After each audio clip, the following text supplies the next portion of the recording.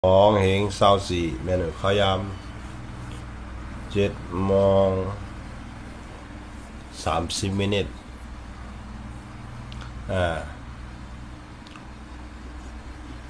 ข่าวเดี๋ยวมาแซ่บแรงทัดสางลองการเมืองตั้งหู้ได้อำปอเยอะก้อยกะตีคัดจะเฮ็ดกว่าเฮ็ดจอมตั้งอันหมันเมียนและเดอันมาเกี่ยข่าวอันว่าอันไอไต้หวันก็ว่าโคไลเฮ็ดสังปนาหลายไอ้ว่านั่นเนาะซ้ำแทงว่าโคเขียวเฮ็ดสังปนาหลายไอ้ว่านั่นคั่นนะแต่บ่มีกูเมืองใต้เฮาไหลหู้ไหลถ่อมไหลยินข้าก็จะว่าข้าแก่นข้าแก่ข้าหู้อันหู้ข้าก็ได้มีอยู่ว่าอันนี้แก่นข้าก็ได้มีอันก็บ่ว่ากวนเฮาได้เฮาเฮ็ดก็ยิดก็วัดอันลำเต้เฮาก็ต้องมาเกขึ้นอันไหลมันเตเป็นพอดีดะจะคือเฮาอันไหลมันเตเฮ็ดเฮาบางก้อเนี่ยมันจะว่าด้วยก้อเหลียวไอ้ถ่อมมันก้อเหลียวไอ้มันก็ได้เฮ็ดเฮาหยองจอมมันก้อเหลียวหยองจอมความรัดความจ่าอันหมันเมียนมันแน่นอนเขาได้มาทัดชาว่าซึกหลีซึกใต้ซึกหลีกว่ากะเลอเบิ่นฮับตอนแน่นอนซึกเลิงซึกยาเมืองซึกอ่ำหลีกว่ากันแล้วก็ปุนิจังเปิดออกมาลัดมาว่ามาเสมานี้อันนี้เป็นปุณดาตับซึกบาจุ่มเลยก็เยาเพราะเขาก็เฮ็ดเมืองเฮ็ดเรื่องเฮ็ดดีดอกคนเมืองในเปิดดื้อดีจังน่ะบาจุ่มเลยก็เยานะจะบาจุ่มเลยก็ต้องหอกต้องจานก็เยาอ่ะเพราะก็เฮ็ดท้ายดอกคนเมืองกำลังสร้างเขามาทัดสางด้วยว่าเฮ็ดสางวันเมื่อไหร่เฮาจึงซ้ำตึกจอมกวนมันอยู่นี่เนาะก็ว่าวันเมื่อไหร่เนี่ยตั้งแล้วก็ต้วงหยาบบัดปอดหออย่าปอดจานอย่าปอดหอมันจ้วงเสียได้ก็มันจ้วงจอมหลังเบิ่นมันเลยกวนอ่อนโหเบิ่นอันมันจ้วงนั่นปืนใจมันจ้วงกันนั่นแหละปืนจี้กันนั่นแหละมันก็จะได้กว่าจอมมันเหมือนอย่างมาเล่นคันนี้ปืนก่อนแล้วก็จะได้กว่าทั้งนั้นปืนจะปืนก่อนแล้วก็จะได้กว่าทั้งนั้นมันจะมาถังเล็กโคเขียวมันใจเจ้านั้นก่อนนะอันที่อย่างแรกเจ้าเจ้านั้นเนี่ยไม่ที่อย่างไรว่าจะทำถังเล็กเนี่ยอันในชูเจ้าทัดเช้าด้วยค่ะแหละวันเมื่อไหร่อันชูเจ้าตึกเฮ็ดหรือวันเมื่อไหร่เดี๋ยวอันเอาคือไตป่วนรอดไตขี้คามันอยู่ฮะอันชูเฮ็ดอันชูตึกเฮ็ดหรือวันเมื่อไหร่อันชูตึกมาหาตำยาตำเสตำเนไตอยู่วันเมื่อไหร่ตำเฮ็ดตั้งไตอยู่วันเมื่อไหร่เนี่ยชูอันเอาเฮาเดี๋ยวเอาจึกคือเฮาป่วนรอดขี้คาเพิ่นว่าฮะอันว่าสุดที่มาปกป้องบัดปอดจานอันไหนเราขอไกบ่าวเนี่ยเฮาได้มาปกป้องปอดจานเจ้าชิกเฮ็ดทางวันปอดจานว่านั่นปัดกุนเมืองตุกคาตุกเน็ตปัดบุญมาเป้กินเฮ็ดทางปอดจานนี่อันในคอแน่ๆเฮาหลูเลยย้อนถามสู่ขึ้นด้วยย้อนถามสู่ขึ้นด้วยเนาะว่าจะชิกเพิ่นมาเป้กินต้องปอดจานว่านั่นกลับวนมาได้ก็มันก็โดนยากันตั้งปอดจานปอดหองอ่ะจะว่าเสดังจันจะยองดังจันเสปะทองจะย่ากันนะตั้งสองตั้งอันใดหลอกปนมาปีกินเนี่ยมาตั้งอะไรก็เยาก็บอกว่าเฮียงชาฮันเฮาเอาห่มรวมบันไดว่านั่นย้อนบอกว่ามันเป็นซึกมันเนาะมันเหมือนเตียบสีเตียบนั่นนะคนตาผาสองนี่ก็เป็นปลาไตกอเขาก็หนึ่งอันเนี้ยแหมเป็นเมื่อเขาอยู่จ้องตัวมันนี่นะอันมาเฮ็ดมือเฮ็ดเขาเนี่ยอันไหนน่ะปืนเฮ็ดทางเขาเนี่ยเขาหูดังเจ็บ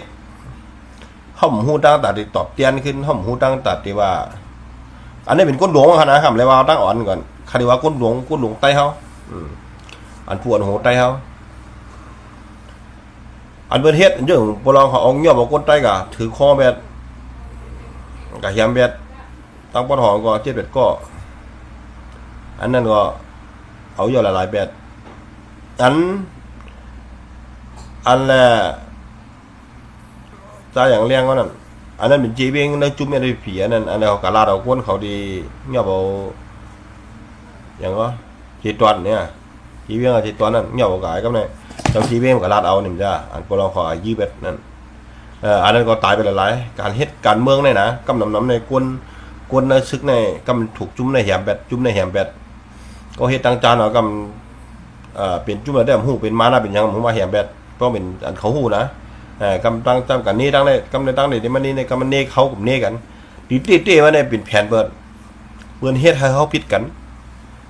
เปิ้นย้ายเขาจังกันเปิ้นเฮ็ดให้เขาแตกจัดกันนึงเขาแตกจัดกันนึงเขาผิดกันนึงเขาพร้อมกันได้ปืนนึงแค่ไรน้ำเมียดมัน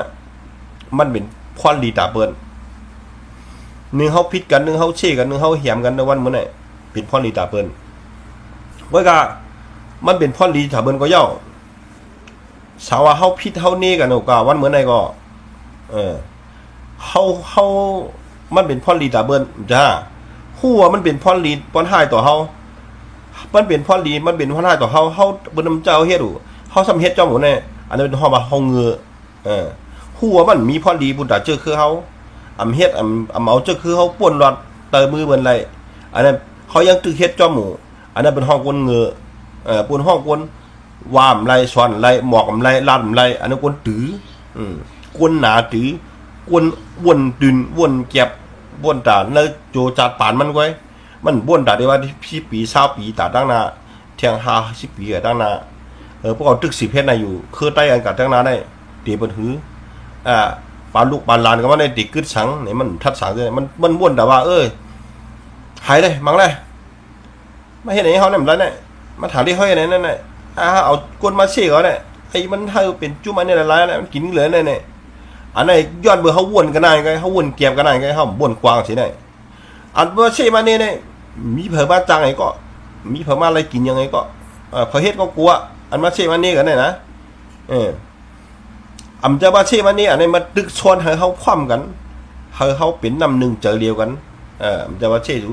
อ่ะพ่อสูเฮ็ดเมียนมันก็ดังเช่อันจะมาคาเช่ปืนก็เช่วนดังเมืองตึ้นเช่ค่ะกากันแล้วปืนป้องวนต่างกูตีคนเมืองป้องค้างเนี่ยกูตีเพราะเขาเห็นดีนะคนเมืองเอาดินหูเขาลูกชบกวนเนี่ยมันปิกอะไรครับน้ำหูเนี่ยปิกอะไรน้ำชาวหูเนี่ยปิกอะไรครับชาวหูเนี่ยครับปิกหึงอย่าหึงไหลก็ไรชบกวนในหูเลยก็ปิกอะไรชบกวนเนี่ยนะมันเหมือนนะก็ว่าเท่านั้นแหละโป้เขาเฮ็ดดีก็กากันอะไรคนเมืองเอาดินปั่นแห้งพร้อมดีปั่นแห้งเขาตัดสิป้อเฮ็ดดีเนี่ยเขาเลยเจอไรจ้ามอะไรเขาเด็กคนเมืองป้อมเห็นนั่นได้วนปั่นก็ตั้งป่อนตั้งป้องตั้งกินป้องกินนี่เลยเขากินนะเพราะเขาวนแต่จัดในเขาเฮ็ดแต่จุ่มเขาแต่ตัวเขาก้นดวงเขาในกินจอหรือปลาเสียงปลาค่ำหน่อยเจ้าเขากะตีเจ้ากะกันนะกะวันนะกะเอาวันนะกะไข่จุ่มเนี่ยมันก้นอ่อนมันจังลาดความอย่างเขาลูกมันยมไม่เหมือนเฮ็ดมันก็ตั้งหรือสั่งมันมันหรืออะไรเขาก็พูดว่าปอไม่มีก็มีน้ำมือมันมีในมือกุดหลงเจ้าเฮียงก็ตะกอะไรเฮ็ดจะมายืดใจก็ตะกอะไรมาเยอะมันเหลืออะไรครับรู้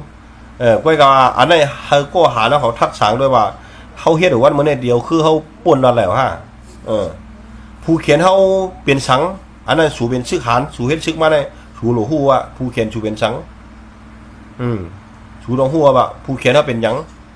กูจุ้มกูหมูกูจุ้มเขาด้วยในบ่อผู้เขียนเขาเป็นยังเขาอ่านเขาเฮ็ดเขาตั้งตับซึกมาเนี่ยเขายึงอ่านเขาเป็นสังเขาอ่านเฮ็ดสังเขาอ่านมาตึกใต้ดอดใต้ฮะอันนั้นเขามาเมืองใต้เขาก้อนขอว่าเขาอ่านมาเฮียงเขาอะไรป่นขี้ค้าอันสังอันปีกินเขามาปาน10 ปานหลายปีหลายเมืองแต่มือปานสภาพวันนี้มีสังอันเฮ็ดตั้งเขาจึกคือวันเมืองเขาในมีสังอันนี้สู่เฮ็ดซึกสู่ก็ต้องทัดสังด้วยสู่ก็หลูฮู้อ่ะมีคนฮู้มันอยู่ก้นหลวงสุกติเดลาดาเมื่อสู่สอนการนั่นตับอันปักปึงหมายมีเขาในผู้เขียนนั่นเป็นสังเขาได้สอนสุมาโยกำพอง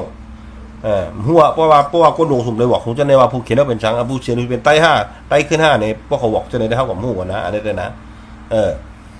ตีเต้มันเขาตั้งทับซึกมาในเขามีปวดละสีจึงเขาลัดเขามักมันอันตัวเขามือเขาเดี๋ยวจากก่อตั้งนั่นเพิ่นต้องกินน้ำเช็ดจากกันว่าเฮาได้อ่านเฮ็ดหยังเฮ็ดฉังนี่มันติได้คู่เขาลูกทับซึกเนี่ยก็ซึกเนี่ยเยื่อหมายเขามีสังก้อยก็ว่าอันนั้นเอาไว้ก่อนแหละก้อยก็อ่านเฮาเฮ็ดดิเฮ็ดกว่าตั้งนานได้เฮาฮู้อยู่ว่ามันผิดเฮาฮู้ว่าเปิ้นเฮียงเฮาอันเฮาก็เฮ็ดก่อนมันเป็นสังเฮาเปิ้นเฮ็ดสังเฮาเปิ้นเป้อวันมือเฮาอ่อนๆเนี่ยอ่านมาเฮ็ดหยังเฮาเนี่ยยามอ่านมาถือเฮากูวันนี้ก็บ่หันของเขาลูกบ่ท้องเพื่อนเอาเด็กมาหาว่ายืดจับเขาตีแต่เขาไปเก็บขวัญเก็บอย่างจำตาพอตีมจะค่ะอันนั้นก็ห่อไว้หลีเจ็ดจุ่มมานั่น เขาทัดฉางตัวก็ได้ก็แต่นี่หัวโยกวนได้เพราะว่ามันนั่นหนูเพราะว่าเขามีอ๋อแต่นี่วนเอาจึกคือเขาเตะตับซึกหาเนี่ยเขาตรวจตังตับซึกมาเนี่ยเขา